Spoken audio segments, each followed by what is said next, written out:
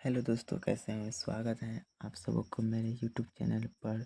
तो चलिए दोस्तों, आज फिर से स्वागत है इस चैनल पर। तो अगर आप मेरे चैनल पर नए हैं तो प्लीज़ सब्सक्राइब कर ले ताकि मेरे नए नए वीडियो आप तक तुरंत पहुंचे। तो चलिए, आज 10वीं क्लास के कुछ महत्वपूर्ण सवाल देखने वाले हैं। तो देखिए, पहले मैथ स्टार्ट करने से पहले कुछ जानकारी होना चाहिए, जैसे कि परिमेय संख्या किसे कहते हैं, अपरिमेय संख्या किसे कहते हैं, ये सब। तो देखिए, परिमेय संख्या किसे कहते हैं? जिस संख्या परिमेय मतलब क्या होता है? जिस संख्या को p/q के रूप में लिखा जाता है उसे परिमेय संख्या कहते हैं। और अपरिमेय मतलब जिस संख्या को p/q के रूप में नहीं लिखा जा सकता है। चलिए आगे देखते हैं। जैसे कि हम पहला देखेंगे क्या, जो पूर्ण संख्या किसे कहते हैं। पूर्ण संख्या मतलब पूर्ण संख्या किसे कहते हैं, जैसे कि पहला देखेंगे क्या, अगर सॉल्व करेंगे तो पूर्ण पूर्ण संख्या देखेंगे जो होना चाहिए, जो शून्य से शुरू होगा ना, शून्य से शुरू होने वाली संख्या को हम पूर्ण संख्या कहते हैं। जैसे कि 0 1 2 3 मतलब इन्फिनिट, मतलब ये शून्य से शुरू हुआ है ना, तो ये पूर्ण संख्या हो जाएगा। अब वहीं पे हम प्राकृतिक संख्या देखेंगे। प्राकृतिक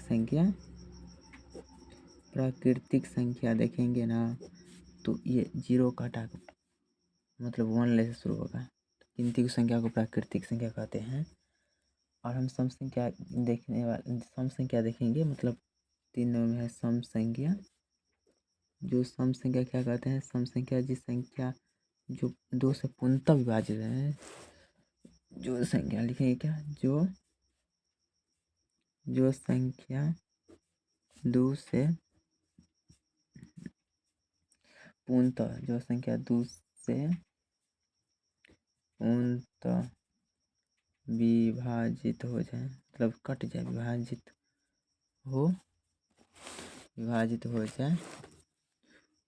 जाए उसे सम संख्या कहते हैं। ये इम्पोर्टेंट नहीं है, मतलब कहते हैं, ये इम्पोर्टेंट नहीं है। इम्पोर्टेंट ये है कि ये संख्या जैसे कहाँ से शुरू होगा, यह इम्पोर्टेंट है।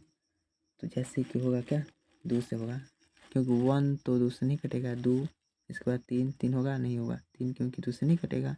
पूर्णतः मतलब 2 से पूर्णतः कट जाए, शेष पर 0 आ जाए। 2 को हम 2 से अगर मान के चलिए 2 से देंगे तो 2 से कटेगा तो शेष पर 0 आ जाएगा ना। वैसे ही 4 से 2 से 4 में देंगे तो 2 मरतब कट जाएगा ना, जैसे कि 6 8 10 ऐसे कर गया। और देखिए इसके बाद है सम के बाद विषम संख्या। विषम संख्या क्या किसे कहते हैं? विषम संख्या मतलब कि इसमें हो जो संख्या 2 से पूर्णतः न कटे। इस संख्या 2 से पूर्णतः न कटे, मतलब इसमें कटता है, इसमें नहीं कटेगा, तो नहीं कटेगा, उसे हम विषम संख्या कहते हैं। जैसे कि हम डायरेक्टली जैसे ही कि हम लेके चलते हैं, तो जैसे कि हम क्या लिख सकते हैं, जैसे कि 1 3 5 7 9 11 13, ये सब संख्या 2 से नहीं कटेगा, ये विषम संख्या हो गया। इसके बाद है क्या, अभाज्य संख्या, भाज्य संख्या। तो वह सब देखने वाले हैं, इस वीडियो में बने रहिए। तो चलिए देखते हैं। जैसे कि पहला आप देखेंगे क्या, मतलब कि 5 में देखेंगे क्या, सो भाज्य संख्या मतलब क्या, भाज्य संख्या। तो भाज्य संख्या देखेंगे क्या, तो भाज्य संख्या कहते किसे हैं? तो जिस संख्या का 2 से अधिक गुणनखंड हो उसे भाज्य संख्या कहते हैं। मतलब लिखेंगे क्या, जिस संख्या का 2 से अधिक गुणनखंड हो उसे भाज्य संख्या कहते हैं। भाज्य संख्या कहते हैं। जैसे कि मान के चलिए, जैसे मेन पॉइंट रहता है, जैसे क्या होगा, अगर मान के चलिए हम 1 लेंगे तो 1 को हम भाग देंगे तो 1 ही होगा ना, ये 2 से बोला है अधिक। इसके बाद 2 लेंगे तो 2 होगा, 2 सो लगाएंगे तो 2 2 से कटेगा, मतलब 1 ही से कटेगा ना। 2 से लगाएंगे तो 1 ही मतलब आएगा ना, और 1 से लगाएंगे तो 2 ही आएगा ना। 3 लगाएंगे तो 3 से कटेगा और 1 से कटेगा, तो इसका गुणनखंड सिर्फ 2 होगा ना।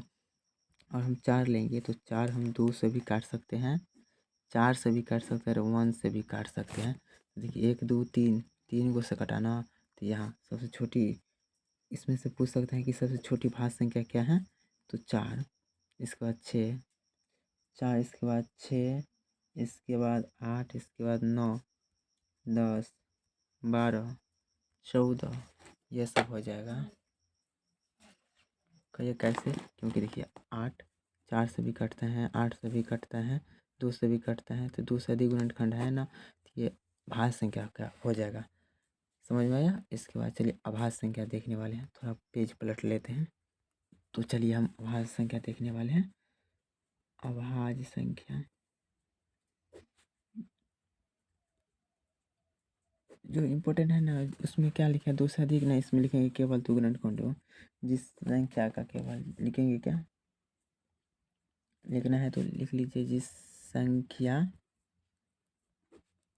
का केवल केवल मतलब 2 गुणनखंड हो, 2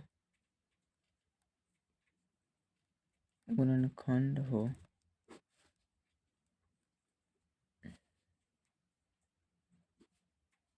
उससे क्या कहते हैं, उससे अभाज्य संख्या कहते हैं। ये इम्पोर्टेंट नहीं है, इम्पोर्टेंट है जैसे में क्या होगा, इम्पोर्टेंट तो यही है अभाज्य संख्या कहते हैं। इम्पोर्टेंट ये भी है, जैसे कि आप देखेंगे क्या, जैसे में क्या हो जाएगा, तो देखिए एक तो एक की टार से कटेगा तो एक नहीं होगा, इसका सबसे छोटी होगा 2, 3, 5, 7, 9 नहीं होगा, फिर 9 3 से भी कटता है 9, इसके बाद 11, इसके बाद 13, इसके बाद 17, 19, 23, ऐसे करते करते जाएगा। तो इतना याद रख लीजिएगा। इसमें से पूछ सकते हैं कि सबसे छोटी अभाज्य संख्या क्या हो जाएगा, तो 2 मतलब 2 हो जाएगा, अभाज्य मतलब 4 हो जाएगा, समझ में आया। और परिमेय संख्या मतलब जिस संख्या का p बटा q के रूप में लिख सकते हैं उसे परिमेय संख्या कहते हैं। इसकी परिमेय संख्या को हम जिस संख्या को p बटा q के रूप में लिख सकते हैं, जैसे कि मान के चलिए 3/4 होगा या 5/6 होगा, या तो 6 7 8, ये सब परिमेय संख्या। अब याद रखिए क्या, सो पाई का मान होता है ना, पाई, ये तो अपरिमेय संख्या हो जाएगा, मगर इसका मान जो 22/7 होता है ये हमेशा परिमेय संख्या होता है। इसका मान परिमेय संख्या और जो पाई होता है सो अपरिमेय संख्या है, वो याद रखिएगा। देखिए अपरिमेय संख्या में क्या हो जाएगा, अपरिमेय संख्या में क्या हो जाएगा, जैसे कि देख सकते हैं, जिस संख्या को p बटा q के रूप में नहीं लिखा जा सकता है उसे अपरिमेय संख्या कहते हैं। जैसे कि मान के चलिए देख लेते हैं, √3 अपरिमेय संख्या है, √3 नहीं ना निकलेगा, तो ये अपरिमेय संख्या हो जाएगा। जैसे कि 3 + √2, 2 किसी का रूट से निकलेगा, नहीं निकलेगा। फिर यहाँ पे पाई भी हो जाएगा, पाई। अब मान के चलिए √16, ये कौन संख्या हो जाएगा, यह अपरिमेय संख्या होगा कि परिमेय संख्या, तो ये हमेशा परिमेय संख्या होगा, क्योंकि ये 16 4 का है ना, तो ये 4 का वर्गमूल है 16, तो 4 से ये कट जाएगा तो 4 निकलेगा बाहर, तो ये अपरिमेय नहीं बल्कि परिमेय संख्या होगा। अपरिमेय संख्या मतलब कि √5 जो रूट से बाहर ना निकले वो हो जाएगा अपरिमेय संख्या। तो समझ में आएगा। और एक पॉइंट और देख लीजिए कि जिस संख्या का मौस अगर 1 हो ना, तो उस संख्या को असभाज्य संख्या कहते हैं। अगर याद रखिएगा, दो प्रथम संख्या, हम मान के चलिए कुछ लिख देते हैं, दो प्रथम संख्या रहेगा, दो प्रथम अभाज्य संख्या का मौसो पूछेगा, अभाज्य संख्या का मौसो मतलब HCF, तो क्या हो जाएगा, देखिए अभाज्य संख्या में 2 लेंगे और 3 लेंगे, तो इस दोनों को हम करेंगे गुणनखंड, मतलब गुणनखंड HCF निकालेंगे तो हमेशा 1 आएगा, हमेशा 1, याद रखिएगा। पूछेगा कि दो प्रथम या दो अभाज्य संख्या का मौसा पूछेगा तो हमेशा 1 आएगा ही आएगा, समझ में आया आपको। तो शांत मान के चलिए, शांत हम देखते हैं, तो शांत देखेंगे ना, शांत संख्या जो शांत होना है तो शांत होगा कि ऊपर में कुछ भी रहेगा, अंक कुछ भी रहेगा, 70 कुछ भी रहेगा, इतना मान के चलिए, और नीचे में रहेगा 2 × 5, ये ऐसा रहेगा ना तो ये शांत हो जाएगा। और अशांत में ये दोनों के अलावा 3 रहेगा। देखिए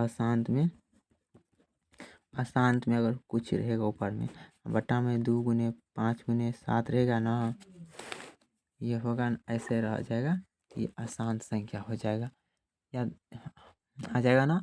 शांत मतलब 2 गुने 5 रहना चाहिए नीचे में, और ऊपर में कुछ भी रहेगा तो चलेगा। अब मान के चलिए यहाँ पे अगर 7 रहा था तो ये से ये कट जाता, तो ये फिर क्या हो जाता, शांत संख्या हो जाता, याद रखिएगा। तो चलिए आज के लिए इतना ही रहने दीजिए। अगर आपको वीडियो अच्छा लगा है तो लाइक करिए, सब्सक्राइब करिए, अपने दोस्तों के पास शेयर करना ना भूलें। तो चलिए मिलते हैं नेक्स्ट वीडियो में, जब तक के लिए बाय।